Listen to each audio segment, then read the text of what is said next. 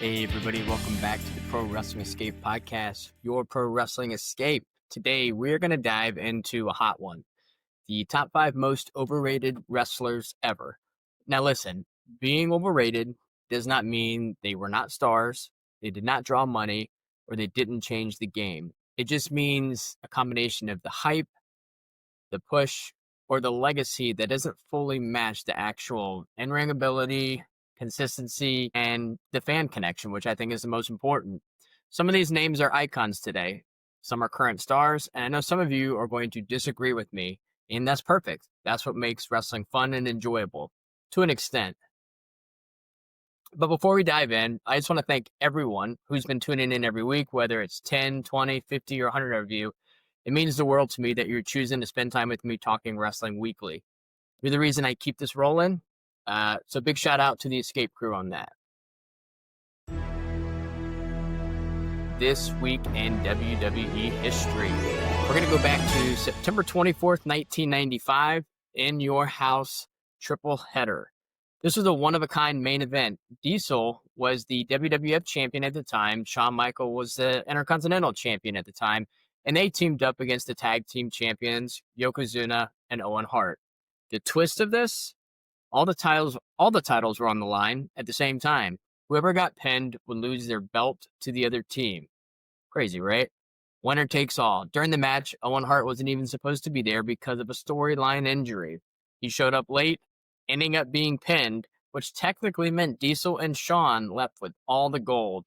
But the next night, WWE reversed it, saying Owen was not the legal man, so the tag titles went back to Owen Hart and Yokozuna. Classic example of mid-90s WWF booking with high drama, big stakes, some big question marks, and chaos, of course, to keep us talking. Okay, now we are going into our main event. And speaking of hype, not always matching reality, let's get into it. We're going to count down the top 5 most overrated wrestlers ever. Number 5, we have Ultimate Warrior. The music, the sprint to the ring, the face paint. Warrior had one of the most electrifying entrances in wrestling history. Kids loved him. He felt larger than life. But once the bell rang, kind of a different story. His matches were often short, somewhat sloppy, and carried by his opponents. His best match ever, in my opinion, was against Macho Man Randy Savage, WrestleMania 7. And that's because Savage laid out every single detail. Warrior was all character, really not much in the ring. WWE did push him as the heir to Hulk Hogan, but he burned out pretty quickly. He held the title less than a year. Business dropped, not because of him solely, but definitely played a role. And by the early 90s, he was gone. Overrated doesn't mean he was not fun. It means for him, his in-ring skill never came close to matching the hype. Number 4, everybody's favorite, which I feel like this guy would probably be number 1 on most people's list, and that is Goldberg. Listen, the streak in WCW was magic. You had the entrance, the smoke, the intensity. You couldn't look away when he came on TV. He was presented as unstoppable, and it worked. But technically, a 1 to 2 trick pony, spear, jackhammer. Matches rarely went over 5 minutes, and when they did, the weaknesses really started to creep up. And the bigger issue that we all know is Goldberg, he hurt people. Not intentionally, but Bret Hart's career ended shortly because of a kick to the head. And my recent cringe moment of the week was his match against Undertaker in Saudi Arabia. Just flat out dangerous. That could have been more age and rust in combination of that, as he was not in his prime. But he's a Hall of Famer, no doubt, but his in-ring work just never justified the kind of dominance that he was given. And that's why Goldberg lands here. Number 3, Big Sexy Kevin Nash, also known as Diesel. I'll give him credit. I always start with the positives. The guy oozed charisma. He had a cool look, killer presence, and he was part of some of wrestling's most important moments. Diesel in WWE, then in NWO and WCW with Kevin Nash, which is legendary.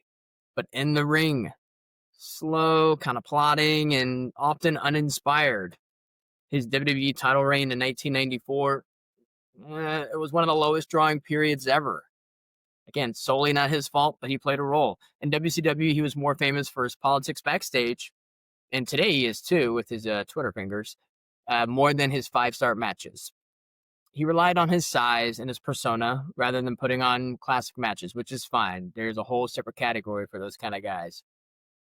But if you compare him to other big men, such as Undertaker, Kane, Vader, you see the gap with the in-ring ability. Nash made his career on personality, and while he did make his money, he was overrated as a worker. Big Daddy cool? Sure. Big Daddy match quality? Not so much. Number 2. I think this is where it's going to start getting a little spicy, and some people may turn it off, throw their phone. Well, hopefully not. It's not that serious. It's still professional wrestling. Charlotte Flair. Now look, we're going to do some positives. Charlotte, phenomenal athlete, strong, consistent, and she's had big time matches on the biggest stage. You're probably wondering, Kyle, you just harped on in-ring ability. Here's where I'm going with this. Multi-time champion in the face of the women's division for at least a decade. But she's also been overpushed. Whether you want to agree with that or not, she was pushed heavily. WWE positioned her as the chosen one, sometimes at the expense of other women such as Sasha Banks, Asuka, Bayley, and Becky Lynch.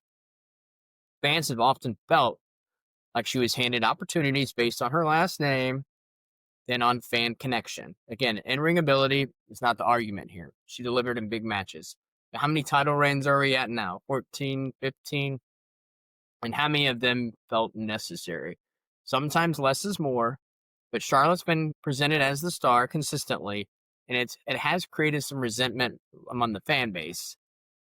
Great athlete, great career, but overrated in the sense that she's been positioned as untouchable, even when the fans wanted someone else. Number 1. This is definitely going to ruffle some feathers, so I'm ready for it, I think. Roman Reigns. Specifically, pre-Tribal Chief years. Okay, did that calm you down a little bit? 2014 to about 2019, WWE tried everything they could to make Roman the next John Cena.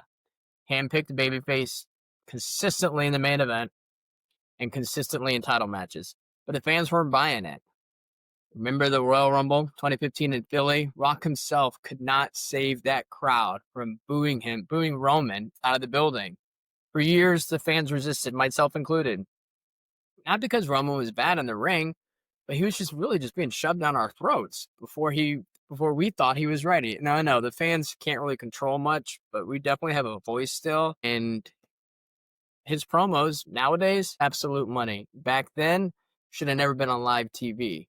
And those were the early years where the definition of overrated. He was pushed like the top guy without connecting like a top guy. The mic skills weren't there yet. Like I said, the character wasn't really there yet, and fans immediately rejected it. Now, fast forward 2020, reinvents himself as the tribal chief, and suddenly he is the best act in wrestling. But those early years, that's why he tops this list. All right, enough of my list. I'm sure received some DMs that, we're going to cross the line, whatever. Hey, shoot me your top 5, then we can debate it if you'd like. But let's hear from you. I did ask you guys earlier in the week to provide who your most overrated wrestler is and maybe give examples as to why that wrestler in your eyes is overrated. Starting off first, I have Ellie_ET_Ness. This is more of a holistic view. I think the new WWE product is overproduced and too clean cut. It's missing the grime and the chaos vibe that we all fell in love with as kids. I'm assuming that's Attitude Era, Ruthless Aggression area. And she went on to say, thought Goldberg was a little overrated. Totally fair. WWE today definitely has that polished, almost corporate feel. Not almost, it really is kind of compared to the raw chaos that we grew up. Again, product of the Attitude Era is right here.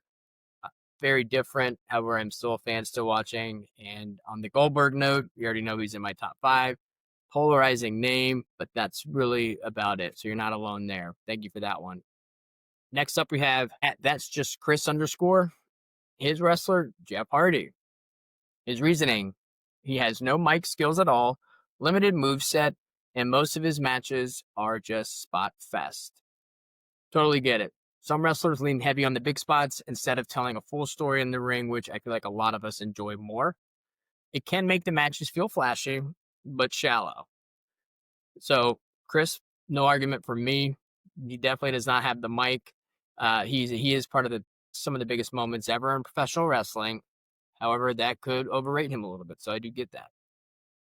Next up, we have at Aiden Martinez 16. His wrestler, Brock Lesnar. Aiden went on to say he's overrated because they keep trying to force us into forgetting about the allegations. They're also pushing him to being the beast again, like he is still in his prime, and he's clearly not. Fair point on the allegations. WWE also does have a habit of forcing certain stars back into the spotlight, whether fans are buying it or not. And if the prime years are truly behind him, the push feels even more out of place. So I get Aiden's perspective. The only thing I will say to counter, it's not really countering it, it's just one little thing. When Brock came out at WrestlePalooza, I couldn't believe the shape he was in. Now, and I know inside the ring, his matches are, at least with Cena at that point, was F5, F5, F5, suplex, F5, right? So I get that, but I still had the look of the beast. But thanks, Aiden, for that feedback. And then some others just dropped some names that they felt were overrated. I'll go ahead and shout them out now. We had at Navaditas, went on to say Eddie Kingston. Okay. At Colt Gentry Pro, Bret Hart. Yeah, I said it. Okay. And then at Marcel _ SCR0309, Daniel Bryan. All right. Those are some spicy ones. Okay. But there it is. My top 5 list of the most overrated wrestlers ever. Number 5, the Ultimate Warrior. Number 4, Goldberg. Number 3, Kevin Nash. Number 2, Charlotte Flair. And number 1, Roman Reigns. Pre-Tribal Chief. Again, this is not about disrespect. Every name here has made an impact on wrestling on what it is today. But overrated is about the gap between hype and delivery and in-ring ability. And hey, you disagree? Perfect. Hit me up. Send me your takes. And then we'll get you on the next Crowd Speak segment, okay? Now, before you go, one quick favor. If you are enjoying the Pro Wrestling Escape podcast, hit that follow button if you haven't already. Drop a review on Spotify or Apple Podcasts. To you, it may feel small, but those reviews do tell the algorithms of the platforms, hey, this show is actually getting some traction. We should show this to more wrestling fans. It's exactly what we need to do to keep building this community, to get more fan takes and crowd speaks, dive even deeper into the wrestling moments that we all love and hate. So really appreciate that. But for now, this is your Pro Wrestling Escape. Have a great week, everybody.